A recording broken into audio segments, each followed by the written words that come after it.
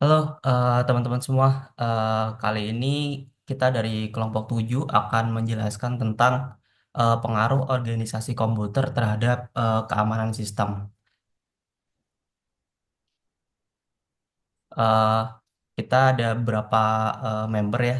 Yang pertama saya, Toli bin Arif dengan NIM tertera dan juga Mas Jafar Abdullah dengan NIM tertera juga. Oke, kita mulai dari bab 1, pendahuluan. Kita mulai dari latar belakang dulu ya. Komputer ini merupakan salah satu alat utama dalam kehidupan modern yang digunakan dalam berbagai bidang, mulai dari bisnis, pendidikan, hingga penelitian. Untuk memahami bagaimana komputer bekerja, diperlukan pemahaman mengenai organisasi komputer yang mencakup struktur dan operasional dari sistem komputer itu sendiri. Sebenarnya apa sih komputer itu? Komputer ini adalah suatu peralatan elektronik yang menerima masukan data, mengolah data, dan memberikan hasil keluaran dalam bentuk informasi, baik itu berupa gambar, teks, suara, ataupun video. Kita lanjut ke keamanan sistem komputer ya. Keamanan sistem komputer ini merupakan aspek krusial dalam teknologi informasi yang dipengaruhi oleh beberapa faktor, termasuk organisasi komputer. Struktur perangkat keras dan arsitektur komputer memiliki dampak langsung terhadap kerentanan sistem dan ancaman keamanan, seperti serangan buffer overflow, serangan side channel, dan eksploitasi kelemahan perangkat keras.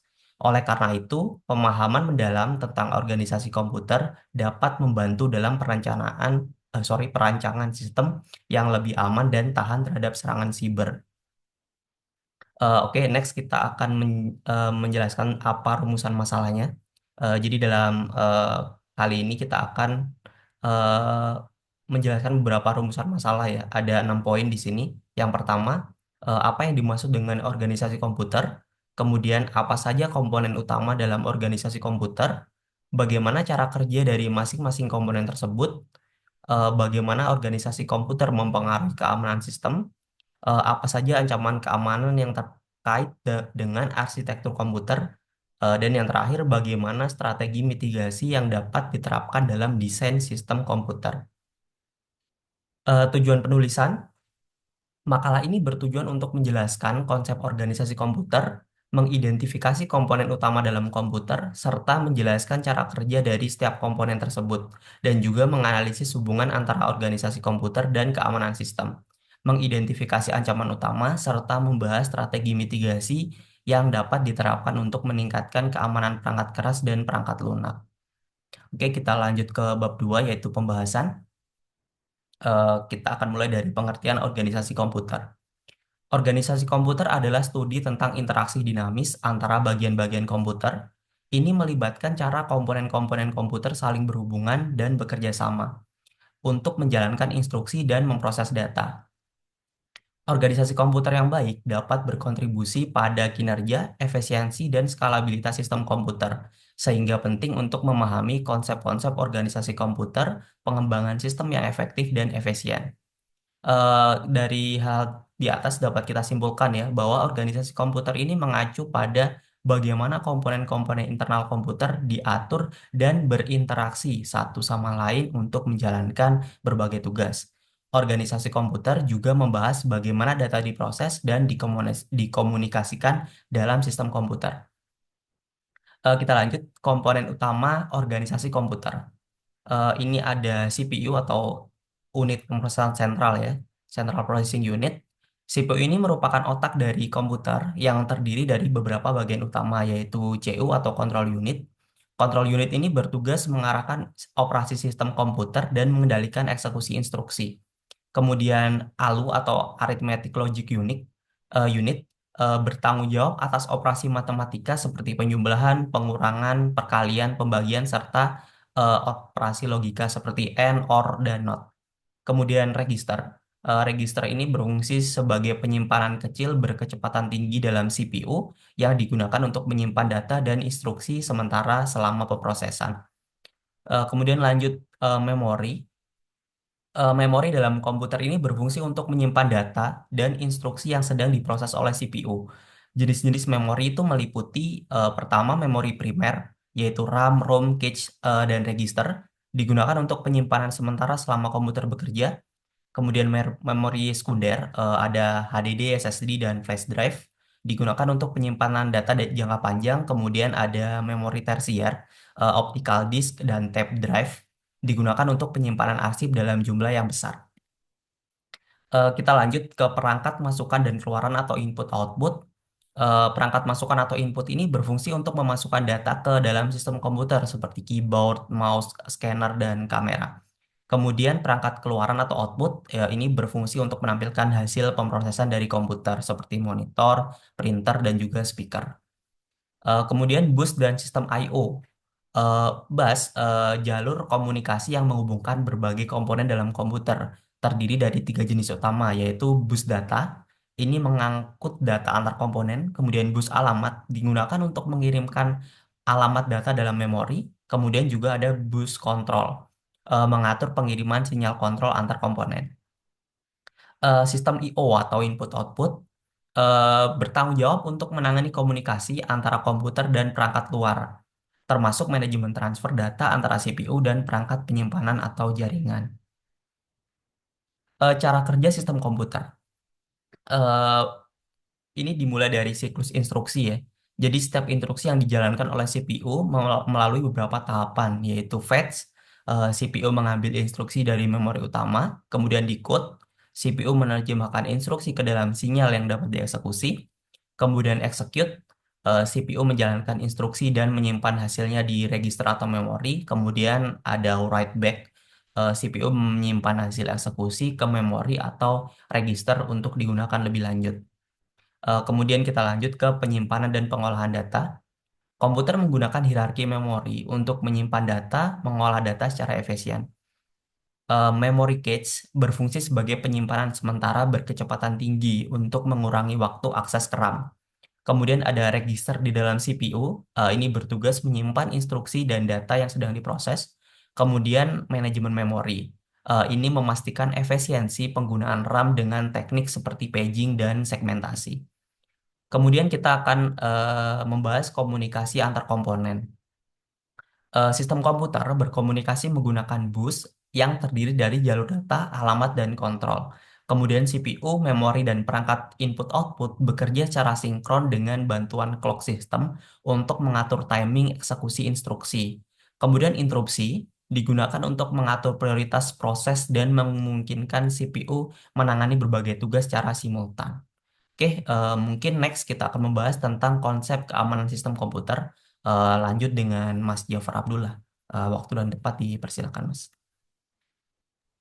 Baik, dengan saya Jafar Abdullah akan menjelaskan.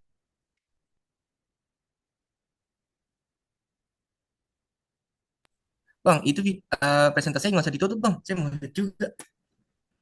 Oke. Oke, punya abangnya nggak apa-apa.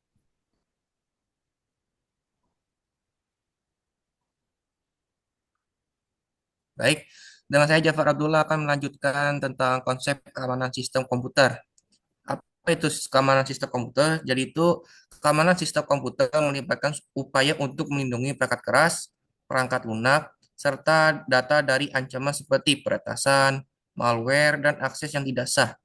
Keamanan ini bergantung pada desain arsitektur komputer yang dapat mendukung mekanisme perlindungan seperti isolasi proses dan enkripsi data. Lanjut,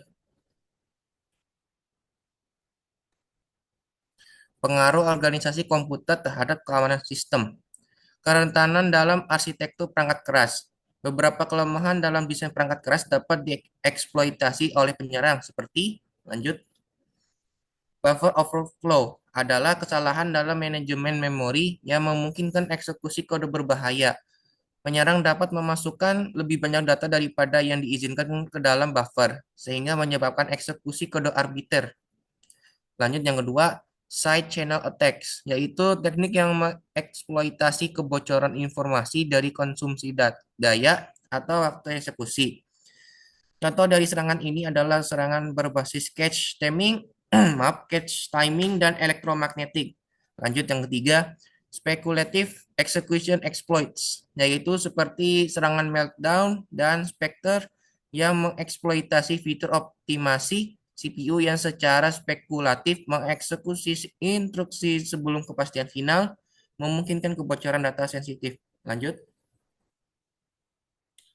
pengaruh memori dan manajemen akses, yaitu hierarki memori, dapat menjadi sumber kelemahan keamanan jika tidak memiliki mekanisme proteksi yang kuat.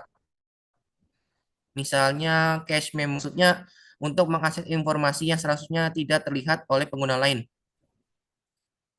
Lanjut virtualisasi memori. Lanjut virtualisasi memori, yaitu memungkinkan isolasi antar proses, tetapi juga dapat menjadi target serangan jika tidak dikonfigurasi dengan benar. Teknik seperti memory paging protection sangat diperlukan untuk membatasi akses ilegal. Lanjut, peran sistem bus dan komunikasi data. Bus data yaitu yang tidak terenkripsi dapat menjadi titik lemah dari sistem komputer, memungkinkan serangan sniffing atau man in the middle. Oleh karena itu, implementasi protokol enkripsi yang kuat menjadi krusial. DMA atau Direct Memory Access Attacks dapat mengeksploitasi perangkat dengan akses langsung ke memori tanpa otorisasi yang memadai, seperti serangan terhadap Thunderbolt yang memungkinkan pengembali alihan kontrol memori sistem. Lanjut, strategi mitigasi keamanan dalam organisasi komputer, proteksi perangkat keras, menggunakan hardware-based security features seperti Intel SGX atau AMD Safe untuk isolasi data dan eksekusi yang lebih aman. Lanjut, implementasi platform modul atau TPM untuk meningkatkan keamanan enkripsi dan autentikasi, memastikan bahwa hanya perangkat yang terpercaya yang dapat mengakses data. Lalu penggunaan secure boot untuk memastikan bahwa hanya sistem operasi dan firmware yang telah diverifikasi yang dapat berjalan dengan, maksudnya berjalan pada perangkat khas tertentu. Lanjut, keamanan dalam manajemen memori. Penggunaan Address Space Layout Randomization atau ASLR untuk mengurangi kemungkinan eksploitasi buffer overflow dengan mengajak lokasi memori eksekusi program. Lanjut, menerapkan sandboxing agar proses tidak dapat mengakses memori di luar batasnya, mencegah serangan yang mencoba mengeksekusi kode dalam konteks yang tidak sah. Lanjut, yang terakhir, menggunakan Data Execution Prevention atau DEP untuk membatasi eksekusi kode hanya pada wilayah memori yang telah ditentukan. Lanjut,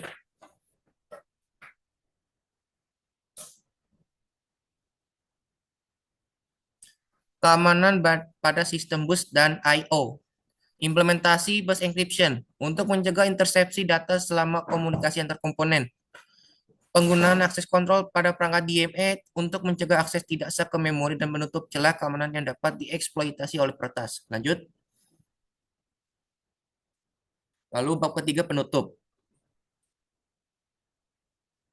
Kesimpulannya adalah organisasi komputer merupakan aspek penting dalam memahami cara kerja sistem komputer.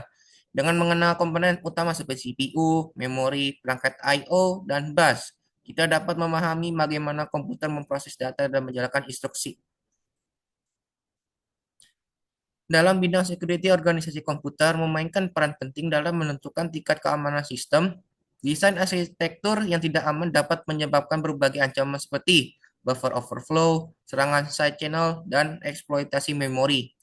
Oleh karena itu, penting untuk mengadopsi teknik mitigasi yang tepat, seperti isolasi memori, enkripsi data, dan peningkatan proteksi perangkat keras. Selain itu, keamanan tidak hanya bergantung pada perangkat lunak, tetapi juga pada desain perangkat keras yang tahan terhadap eksploitasi keamanan. Peran teknologi keamanan berbasis perangkat keras makin signifikan dalam melindungi data dari ancaman cyber. Dengan implementasi fitur keamanan modern, resiko eksploitasi sistem dapat dikurangi secara signifikan. Namun, serangan baru terus berkembang, sehingga pembaruan dan penelitian keamanan harus dilakukan secara berkelanjutan. Kurang lebihnya itu mohon maaf. Bila taufik hidayah, wassalamualaikum warahmatullahi wabarakatuh. Oke, terima kasih teman-teman semua. Saya akhiri. Kita stop dulu ya.